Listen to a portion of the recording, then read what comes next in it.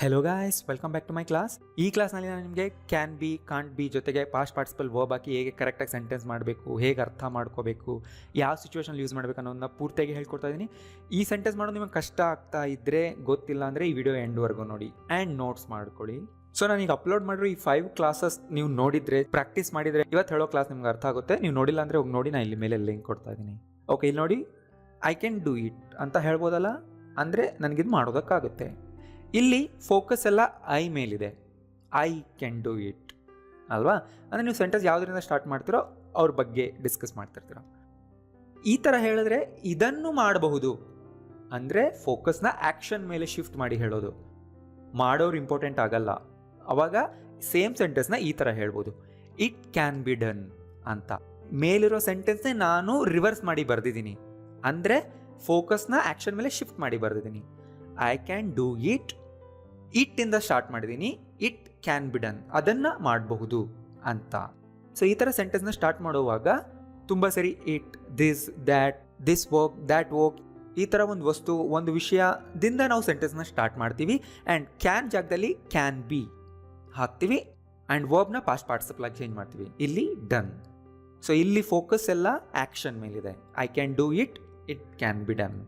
Right. So sentence structure ಯಾವ ಥರ ಇರುತ್ತೆ? ಸಬ್ಜೆಕ್ಟ್ ಪ್ಲಸ್ ಕ್ಯಾನ್ ಬಿ, ಮುಂದೆ ಪಾಸ್ಟ್ ಪಾರ್ಟಿಸಿಪಲ್ ವರ್ಬ್ನ ಹಾಕ್ತೀವಿ. ಆ್ಯಂಡ್ ಇಲ್ಲಿ ನೋಡಿ, ಸಬ್ಜೆಕ್ಟ್ ಜಾಗದಲ್ಲಿ ಏನು ಇರುತ್ತೋ ಅದು ಆ್ಯಕ್ಟಿವ್ಲಿ ಏನೂ ಕೆಲಸ ಮಾಡಲ್ಲ, ಅದ್ರ ಮೇಲೆ ಕೆಲಸ ನಡೆಯುತ್ತೆ. ನಾವು ಅದ್ರ ಬಗ್ಗೆ ಮಾತಾಡ್ತಿರ್ತೀವಿ. ಇದನ್ನ ನೆನ್ಪಿಟ್ಕೊಳ್ಳಿ.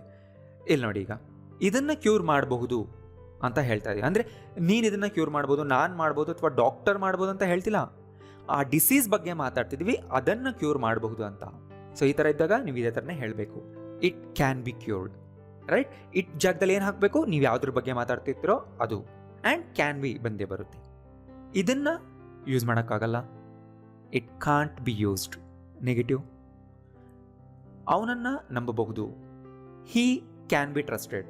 ಹೀ ಕ್ಯಾನ್ ಬಿನಲ್ಲಿ ಹೀ ಬಂತು ಅಂತ ಅವನು ಅಂತ ಹೇಳಕ್ಕೆ ಬರಲ್ಲ, ಅವನನ್ನು ನಂಬಬಹುದು. ಅವನು ಆ್ಯಕ್ಟಿವ್ಲಿ ಏನೂ ಆ್ಯಕ್ಷನ್ ಮಾಡ್ತಿಲ್ಲ, ಅವನನ್ನು ನಂಬಬಹುದು ಅಂತ ಹೇಳ್ತಿದ್ದೀವಲ್ವ, ಅದಕ್ಕೆ ಹೀ ಕ್ಯಾನ್ ಬಿ.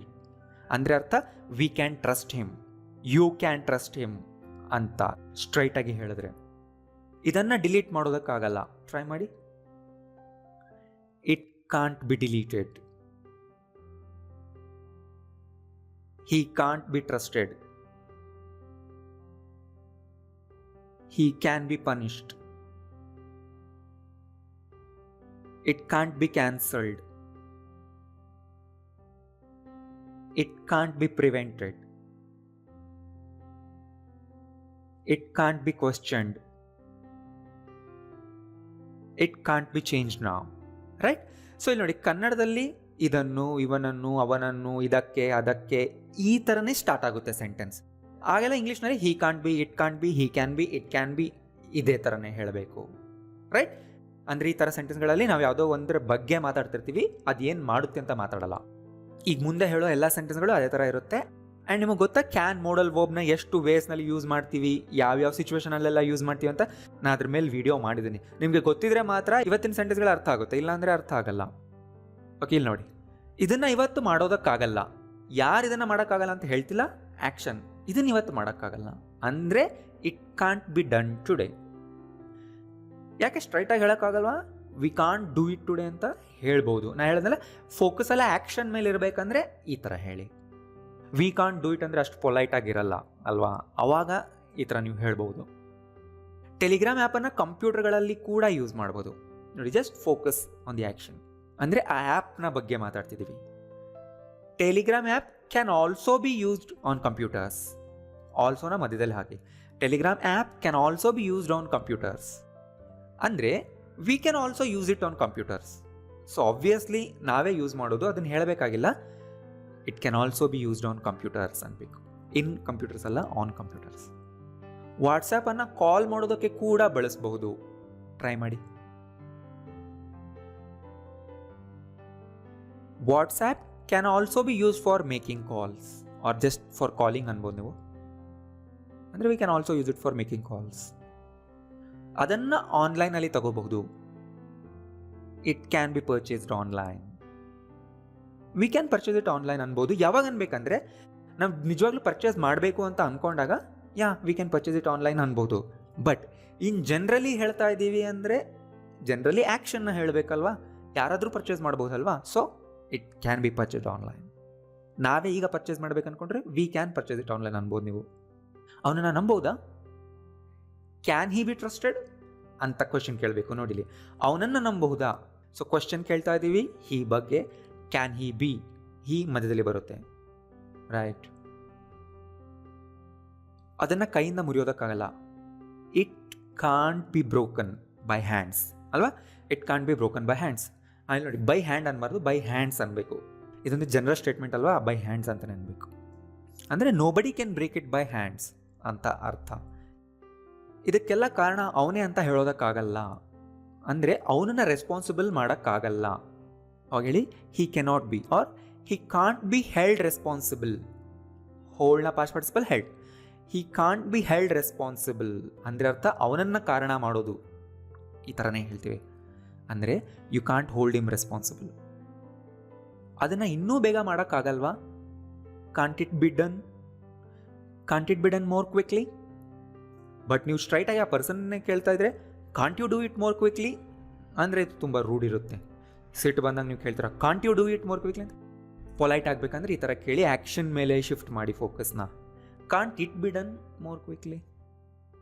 ಅವರನ್ನು ಈ ನಂಬರಿಂದ ಕಾಂಟ್ಯಾಕ್ಟ್ ಮಾಡಬಹುದು, ಅವರನ್ನು ಕಾಂಟ್ಯಾಕ್ಟ್ ಮಾಡಬಹುದು. ಅಂದರೆ he can be, she can be ಅಲ್ವಾ. He can be contacted by phone on this number. ಅವರು ಅನ್ನೋದಕ್ಕೆ ಬೇರೆ ವರ್ಡ್ ಇಲ್ಲ ಅಲ್ವಾ. ಅಂದರೆ anyone can contact him by phone. ನಡೆದ ಎಲ್ಲದಕ್ಕೂ ಅವನನ್ನು ಆರೋಪಿಸಲು ಆಗೋದಿಲ್ಲ, ಅವನನ್ನು ಆರೋಪಿಸಲು ಆಗೋದಿಲ್ಲ. ಈ ಥರ ವರ್ಡ್ನ ಹುಡುಕಿ ಅದರಿಂದ ಸೆಂಟೆನ್ಸ್ ಸ್ಟಾರ್ಟ್ ಮಾಡಿ. ಅವನನ್ನು ಆರೋಪಿಸೋದಕ್ಕಾಗೋದಿಲ್ಲ. ಹೀ ಕಾಂಟ್ ಬಿ ಬ್ಲೇಮ್ಡ್ ಅಲ್ವಾ. He can't be blamed for everything that has happened. ಅಂದರೆ ಯು ಕಾಂಟ್ ಬ್ಲೇಮ್ ಹಿಮ್.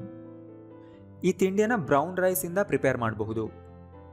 ಈ ತಿಂಡಿಯನ್ನು ಅಂದರೆ this dish can be, right. This dish can be prepared from brown rice. ಅಂದರೆ anyone can prepare, right. ಈ ಕೆಲಸ ಸ್ವಲ್ಪ ಕಷ್ಟ ಆದರೆ ಸಾಧಿಸಬಹುದು. It's a difficult task but it can be accomplished or it can B achieved. ಅಂದರೆ anyone can accomplish it ಅಂತ ಅರ್ಥ. ಇದನ್ನು ಕ್ಯೂರ್ ಮಾಡಬಹುದಾ? Can it be cured? Question ಕೇಳುವಾಗ ಕ್ಯಾನಿಂದ ಸ್ಟಾರ್ಟ್ ಮಾಡಬೇಕು, ಆಮೇಲೆ ಸಬ್ಜೆಕ್ಟ್ ಬರಬೇಕು. ಕ್ಯಾನ್ ಬಿ ಇಟ್ ಅಲ್ಲ, can it be cured. It ಜಾಗದಲ್ಲಿ ನೀವು ಡಿಸೀಸ್ನ ಮೆನ್ಷನ್ ಮಾಡ್ಬೋದು. ಕ್ಯಾನ್ ಕೋವಿಡ್ ಬಿ ಕ್ಯೂರ್ಡ್ ಆ ಥರ ಕೇಳ್ಬೋದು ನೀವು. ಅಂದರೆ ಕ್ಯಾನ್ ಬಿ ಕ್ಯೂರ್ ಇಟ್. ಈ ಕೆಲಸ ಮುಗಿಯುತ್ತಾ? ಈ ಕೆಲಸ ಆಗುತ್ತಾ? ನೀವು ಮಾಡ್ತೀರಾ ಅಂತ ಕೇಳ್ತಿಲ್ಲ, ಈ ಕೆಲಸನೇ ಆಗುತ್ತಾ? Can this work be done? ನೋಡಿ, ಕ್ಯಾನ್ ಬಿ ಮಧ್ಯದಲ್ಲಿ ನೀವು ಯಾವುದನ್ನು ಮಾತಾಡ್ತಿರೋ ಅದನ್ನು ಮೆನ್ಷನ್ ಮಾಡಿ. ಈ ಪ್ರಾಬ್ಲಮ್ನ ಸಾಲ್ವ್ ಮಾಡ್ಬೋದಾ? ಸೇಮ್ ಟ್ರೈ ಮಾಡಿ. Can this problem be solved? ನನ್ನ ಅಕೌಂಟ್ನ ಮತ್ತೆ ವಾಪಸ್ ತರ್ಬೋದಾ? ಅಂದರೆ ನಿಮ್ಮ ಜಿಮೇಲ್ ಅಕೌಂಟ್, ಫೇಸ್ಬುಕ್ ಅಕೌಂಟ್ ಯಾವುದಾದ್ರೂ ಒಂದು ಬ್ಲಾಕ್ ಆಗಿದೆ, ಡಿಲೀಟ್ ಆಗಿದೆ ಅಂದರೆ ವಾಪಸ್ ಮತ್ತೆ ಅದನ್ನು ತರ್ಬೋದಾ ಅಂತ ಕೇಳೋವಾಗ ಈ ಥರ ಕೇಳ್ಬೋದು.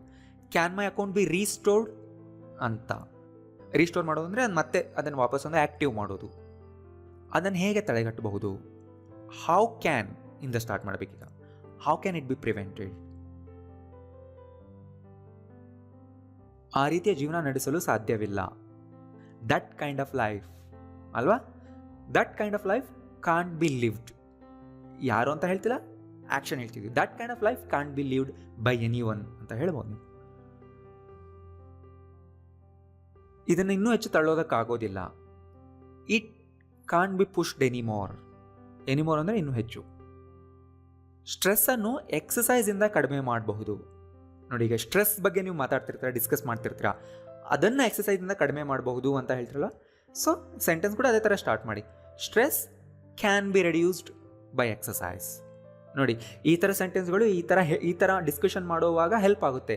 ನೀವು ಯಾವುದೋ ಒಂದು ವಿಷಯದ ಬಗ್ಗೆ ಮಾತಾಡ್ತಿದ್ದೀರಾ ಅಂದರೆ ಅದರಿಂದನೇ ಸೆಂಟೆನ್ಸ್ ಸ್ಟಾರ್ಟ್ ಮಾಡಬಹುದು ಆ್ಯಂಡ್ ಅದನ್ನು ಈ ಥರ ಪ್ಯಾಸಿವ್ ಫಾರ್ಮ್ನಲ್ಲಿ ಹೇಳಬಹುದು. Stress can be reduced. ನೀವು ಎಕ್ಸಸೈಸ್ ಬಗ್ಗೆ ಮಾತಾಡ್ತಿದ್ರೆ ಈ ಥರ ಹೇಳಿ, exercise can reduce stress. But ಇಲ್ಲಿ ಸ್ಟ್ರೆಸ್ ಬಗ್ಗೆ ಮಾತಾಡ್ತಿದ್ರೆ ಅಂದರೆ ಸ್ಟ್ರೆಸ್ಸಿಂದನೇ ಸೆಂಟೆನ್ಸ್ ಸ್ಟಾರ್ಟ್ ಮಾಡಿ.